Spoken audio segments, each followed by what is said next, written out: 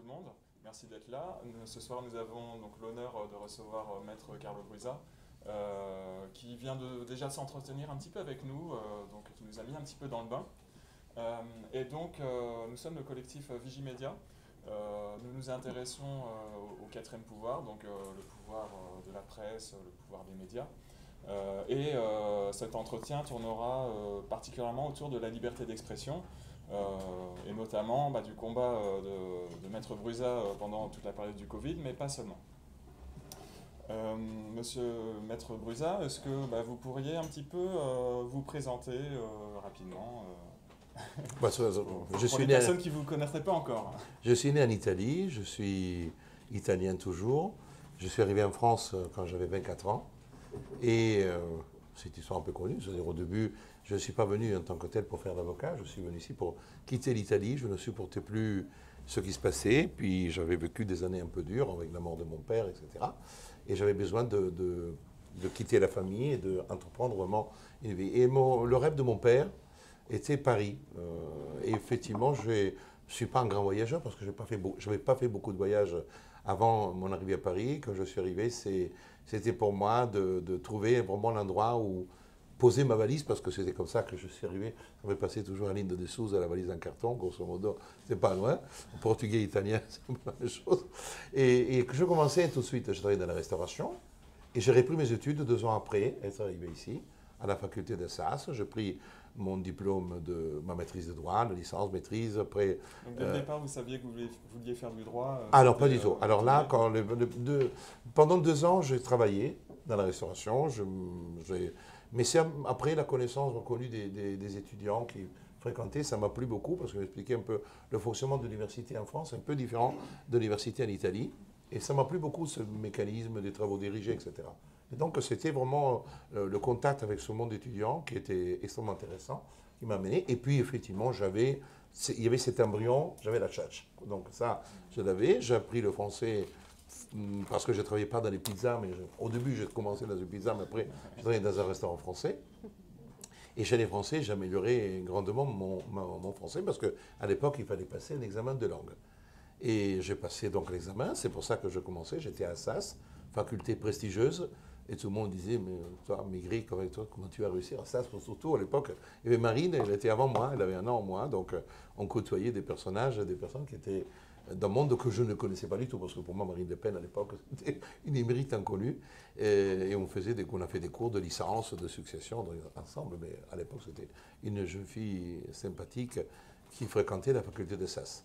Et après, j'ai passé mon examen d'école d'avocat. J'étais le premier italien avec une carte de séjour de devenir avocat en France, au point que la secrétaire de l'EFB se posait des questions si je pouvais faire avocat. Vous êtes italien ou... Ouais, il a fallu qu'elle appelle pour dire oui, il peut faire avocat. Donc j'ai passé l'examen. Après, j'ai fait un DEA de droit privé. J'étais agrégatif, c'est-à-dire que je travaillais avec François Terré. Je croisais tout à l'heure Badinter, qui était un grand ami de François Terré. Après, ils se sont séparés. Et j'étais agrégatif, faisais partie des archives de philosophie du droit. Je faisais partie du laboratoire de sociologie du droit, donc ça a été une carrière universitaire très intéressante qui m'a mené à enseigner. Pendant des années, j'ai fait avocat et enseignant de droit en tant que chargé de travaux dirigés, chargé de cours, jusqu'en cours en amphithéâtre avec 400 étudiants. Donc c'était une expérience magnifique. Après, c'est devenu inconciliable. Et pendant des années, je ne fais que l'avocat, mais quand on le fait à temps plein, c'est 12 heures par jour. Écoutez, Voilà. c'est une superbe transition pour la question suivante. On souhaitait vous demander de nous définir ce qu'était la justice et quelle était votre vision personnelle de la justice au-delà de cette définition. Peut-être un des premiers cours avec vos étudiants. Je pense que la définition théorique de la justice que l'on apprend dans les livres et que l'on enseigne ne répond pas à la réalité. C'est-à-dire qu'il y a une vision très idyllique. Quand on lit, on fait de la philosophie du droit et on prépare même une thèse, on étudie énormément tous ces magnifiques écrits d'Aristote, de Platon, de tous les grands. On prend la phénoménologie de l'esprit de Hegel aussi et tous les autres. Mais cette vision, c'est une vision très philosophique d'une justice entendue comme le résultat d'un processus. Alors que vous, la plupart des gens, ne pensent pas au résultat. Qu'est-ce que la justice entendue comme phénomène en utilisant le langage philosophique? Mais la justice, entendu comme les hommes qui rendent la justice. Les êtres humains, les personnes, parce qu'il y a aujourd'hui plus de femmes que d'hommes. Donc dire des hommes, il faut le prendre au sens neutre du terme. Donc la justice, avant tout, pour beaucoup, est un pouvoir qui est conféré à des êtres humains, à des personnes, comme il y a un pouvoir qui est conféré à des personnes pour voter les lois, comme il y a un pouvoir qui est conféré à des journalistes, à des médias pour faire les médias, etc. Donc c'est ça. Beaucoup identifient la justice avec le juge. Et c'est là qu'est le point fondamental. Vous voyez, la justice est entre ceux qui étaient mis comme sentence et ceux qui émettent la sentence. Et c'est le sujet ou l'objet de la justice. C'est pour ça que votre question est une question extrêmement intéressante, mais il faut clarifier déjà cela.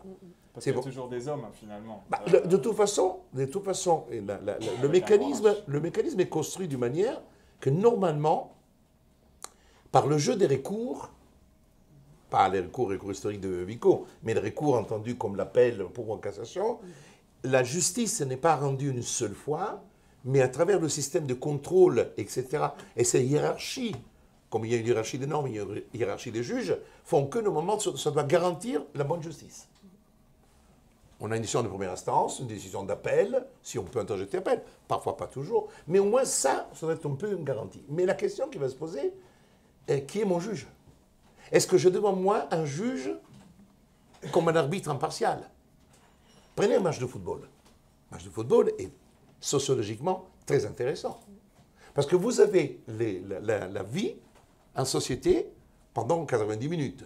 Pour les passionnés de football, vous savez que je me suis occupé pas mal de joueurs, entre autres de ma carrière, donc le football, je l'ai pratiqué. Mais c'est un peu, vous avez deux équipes, deux antagonistes qui se battent, qui duellent, parfois durement, parfois un peu la vie. C'est pour ça qu'on dit le sport, il faut emmener les enfants du sport, parce que ça ressemble un peu à la vie. Et après, vous avez, un tacle, musclé.